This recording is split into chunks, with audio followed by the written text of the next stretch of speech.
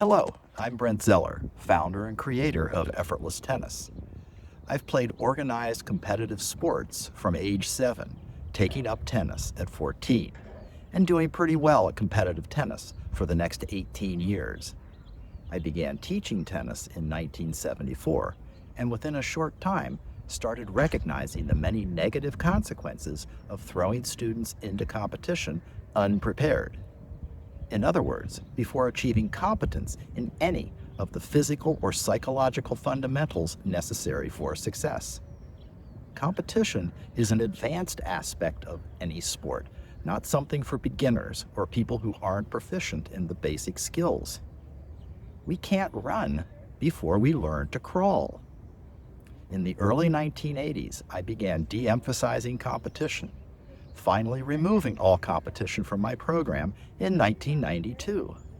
I realized that if I was going to help all my students attain their potential, I needed to mentor them in mastering the physical and psychological basics before they started keeping score. Competence before competition. The premature introduction of competition into the learning process is the biggest obstacle to success in competition. The competitive learning model dominates education and, unfortunately, does more harm than good for the vast majority of people, even the winners. Trying to learn and compete simultaneously limits performance and potential, increases anxiety and tension, and undermines perseverance, self-esteem, confidence, camaraderie, and enjoyment. When I first removed competition from my Effortless Tennis program, I was nervous. Yes, I was confident from what I had learned over the previous 18 years that the premature introduction of competition was the core reason why so few people excel and so many fail in the competitive system. But I understood that I was challenging a completely entrenched educational model that worships competition as sacrosanct, believing it cannot be questioned or improved. After an additional 33 years of research, though, I have the unshakable inner confidence to know that this is the central issue that the educational establishment needs to address. Why do we force people to compete before they have basic skills? Until students can demonstrate competence in both the physical and psychological fundamentals of whatever sport, activity, or subject they are learning, the educational process needs to be competition-free. Once competence is achieved, compete if you want.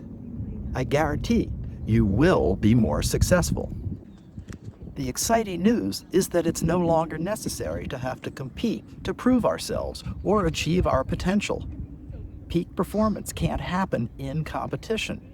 It's impossible to be or play our best when an opponent is doing everything to prevent that outcome. True peak performance happens beyond competition, where we're working together to achieve our collective potential. I can't be my best unless I'm helping you be your best. A non-competitive learning environment creates a physically and psychologically healthier way to live, learn, and play. If we ever hope to solve the myriad problems facing our world, we need to evolve beyond this us versus them, lower level of consciousness, obsession with competition. Education's ultimate purpose is to teach people how to work with each other, to learn to see others as partners, not adversaries and obstacles to our goals. We are an amazing species. It's time to actualize our potential. Everyone has a piece of the puzzle. Thanks for watching,